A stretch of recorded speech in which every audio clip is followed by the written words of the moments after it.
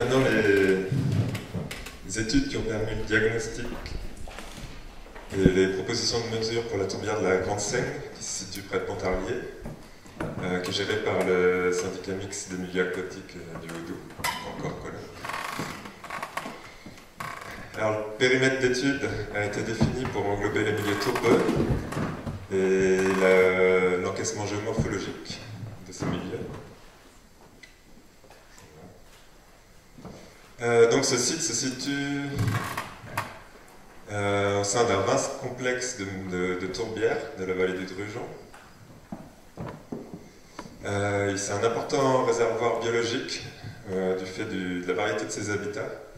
En effet, il y a des habitats, il y a les trois gradients en fait, qu'on trouve dans les marais. Ces habitats couvrent ces trois gradients, donc de l'oligotrophe à l'eutrophe, de l'ombrotrophe au minérotrophe, de l'acide à l'alcalin. On a aussi parmi celles-là donc des tourbières hautes, des tourbières de transition, des tourbières basses.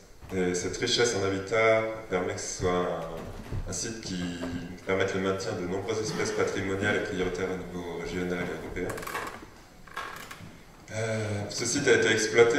Donc le drainage et la modification de la topographie ont entraîné de gros problèmes en fait, d'assèchement et donc d'eutrophisation qui libère des éléments nutritifs. Ces éléments nutritifs favorisent en fait le ligneux au détriment des espèces plus habituées au milieu ouvert. Excusez-moi, je vais déstresser au fur et à mesure de la présentation.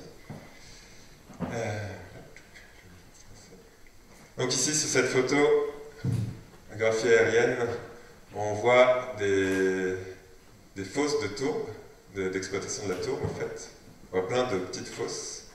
On voit aussi un important phénomène de régression, d'érosion régressif qui part d'un ruisseau situé en extrémité de la tourbière, extrémité ouest en fait, on peut le voir, et qui remonte en fait dans la tourbière, qui l'entaille en fait et qui augmente le phénomène de drainage. Des efforts de conservation ont été effectués ces dernières dizaines d'années, donc du débroussaillement et de la pâture. Un canal de drainage a été bouché aussi dans la partie aval de la tourbière, mais cette gestion n'a pas suffi en fait à limiter le broussaillement, qui est parfois même plus dense dans certaines zones. Maintenant je passe après cette présentation au diagnostic fonctionnel. Donc la tourbière de la Grande Seigne se situe ici, à la limite entre des dépôts morainiques et un delta glaciolacustre.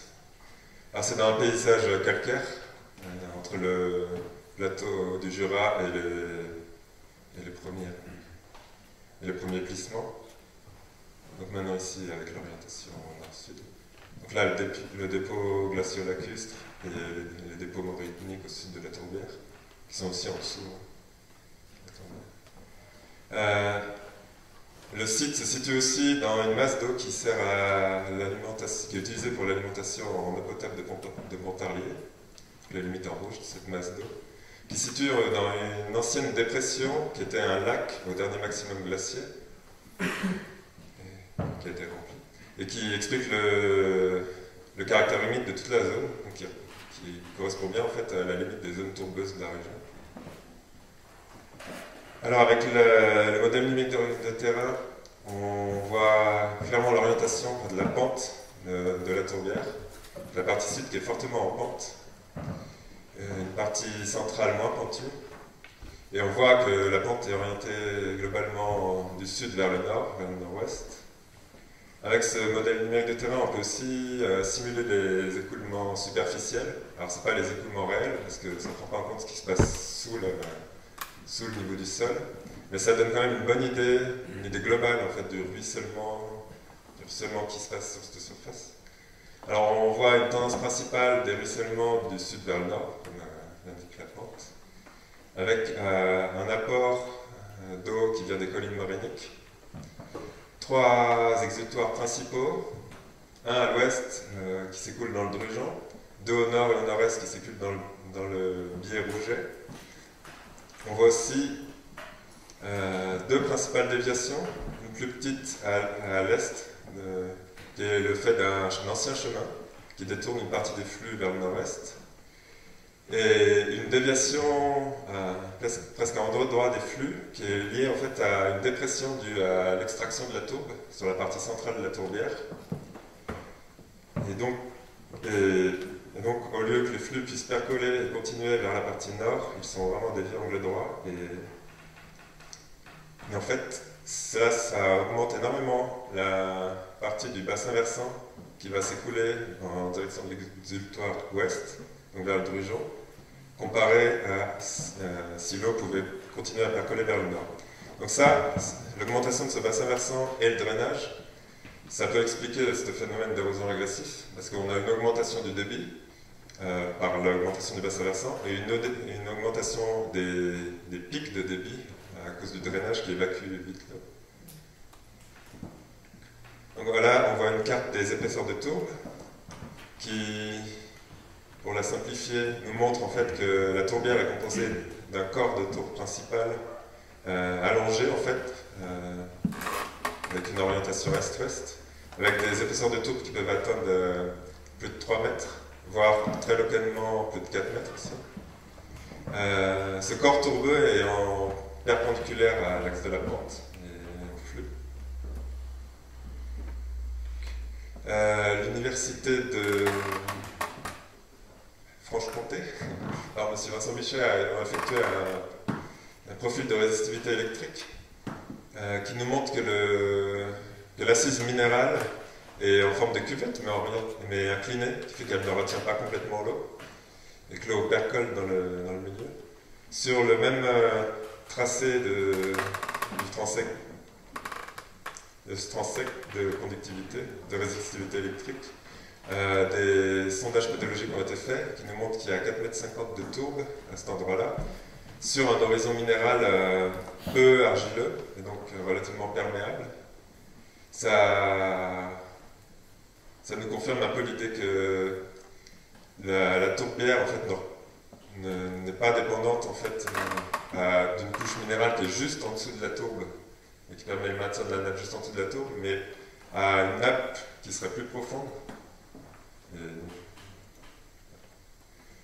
En prenant les informations de la topographie de surface, des épaisseurs de tourbe, les observations de terrain, les sondages à la tarière, des mesures de température de l'eau, des mesures de conductivité électrique, on peut se faire une idée du fonctionnement actuel de la tourbière, aussi de sa formation.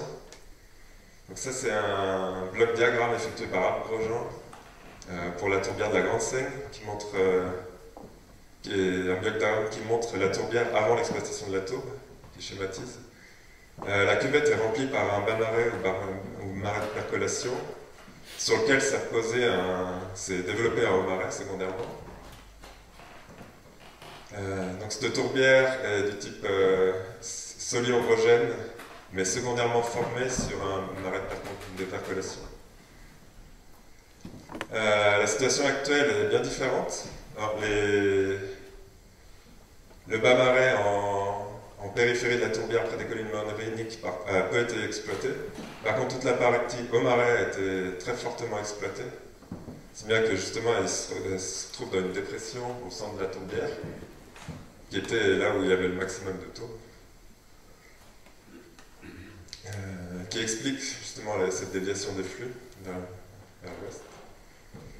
Les mesures de conductivité électrique sur le site montrent des valeurs assez importantes, c'est pas étonnant, au pied des collines morainiques dès la surface, des valeurs de plus de 400 microsiemens. Sur le reste de la tourbière, pour retrouver ces mêmes valeurs, il faut plonger entre 30 et 80 cm de profondeur. Nous avons effectué un transect aussi de température de l'eau à différentes altitudes, qui part de la tourbière près des collines morainiques jusqu'à l'autre côté de la dépression, au centre, qui montre que les eaux de température de 9 degrés et moins, qui représentent les eaux souterraines, restent toujours sur tout le transect inférieur à 1 mètre de profondeur. En fait, elles ne montent jamais plus haut qu'1 mètre de profondeur. Nous avons aussi étudié sur le même transect la circulation des eaux en mesurant la perméabilité hydraulique à différentes profondeurs. Nous avons utilisé ces données dans un modèle 2D en fait, du logiciel Flownet qui utilise la topographie, le niveau piézométrique et la perméabilité de la tourbe, la perméabilité. Normalement, il bouge. Non. Il ne peut pas bouger. Alors vous devez me prendre sur parole. Ce modèle montre en fait que la plupart des flux en fait, se passent dans les 40 premiers centimètres de surface, premiers 40 cm de profondeur en fait. Donc c'est là où vraiment l'essentiel des flux se passe. La tourbe, parce que c'est là où la tourbe est la plus perméable en fait, hydrauliquement. La tourbe plus profonde étant beaucoup moins perméable.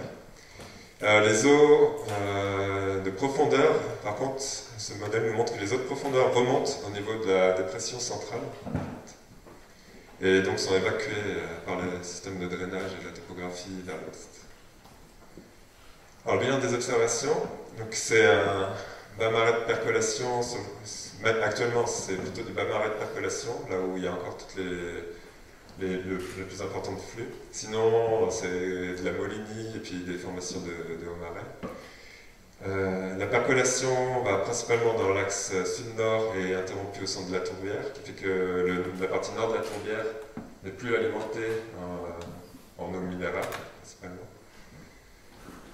Que le sol minérable est perméable, et d'où l'importance d'un approvisionnement permanent en eau en provenance des collines morainiques. Mais aussi, il y a des études de fait beaucoup dans la région en fait, pour utiliser cette eau, en fait, l'eau de la nappe qui soutiendrait en fait, les eaux en provenance des collines morainiques pour ce marais. Donc, toujours dans le bilan des observations, on a les problèmes d'assèchement, de rebroussaillement, d'érosion régressive. Alors, les objectifs de restauration, c'était de rehausser et de stabiliser le niveau de la nappe, de rétablir une circulation diffuse de l'eau pour empêcher la sortie accélérée, puis bloquer le phénomène d'érosion régressif. Pour cela, une série de mesures ont été faites. Donc, le chemin ici, qui détourne une partie des eaux, va être abîmé, en fait cassé à cet endroit-là. Ensuite, une série de 10 digues en amont, en fait, dans la partie amont, en fait, ces écoulements vont servir en fait à permettre à l'eau de passer cette dépression causée par l'exploitation de la tourbe pour pouvoir réalimenter la partie nord du marais. Ça va permettre aussi de rehausser le niveau de la nappe et puis de maintenir en fait l'eau minérale qui remonte en fait à cet endroit-là en surface et de lui permettre de percoler vers le nord du marais. Une autre série de 5 digues plus en aval. Je me suis trompé tout à l'heure, j'ai dit aval. Plus en aval. Ne vont pas servir à orienter les flux, mais à remonter le niveau de la nappe et aussi à permettre une circulation diffuse. En effet, ce sera des digues sur un type perméable qu'on vient de réfléchir, en fait, d'inventer, qui va permettre à l'eau de circuler en fait, sur toute la largeur de la digue pour avoir une nappe, une couche d'eau la plus fine possible pour limiter les phénomènes d'érosion due à la concentration qu'on a souvent. On fait ça parce qu'on n'a pas d'exutoire qui soit acceptable pour la tourbière et qu'on veut quelque chose de durable parce que les trop-pleins et tout ça, en fait, il faut beaucoup d'entretien et puis au bout d'un moment ça devient plus très fiable. Je ne vais pas présenter ces digues-là, je les présenterai certainement dans 2 ans, dans le prochain colloque, parce que je n'ai pas le temps maintenant. Et ouais, les 4 dernières, parmi ces 5 digues d'aval, les 4 dernières digues serviront aussi à bloquer l'érosion régressive, parce que l'érosion régressive en fait remonte ici, jusque là, en plus de Rossigny. Dans la partie un peu plus sud, un peu plus amont aussi, il y a 2 drains qui vont être bouchés, ici et là. C'est les 2 seuls qui, pour l'instant, on a vu qu'on pouvait boucher, parce qu'en vue de la topographie, c'est un peu... c'est pas toujours faisable de boucher, c'est plein de petites rigoles. Donc ceux-là, en tout cas, on peut le faire. Et puis voilà, les travaux sont en cours en fait. Là, c'était une photo prise lundi en fait, avec déjà les balles planches en fait qui sont posées, les madriers qui sont posés en fait sur le placement de la ligne. Voilà. Merci de votre attention.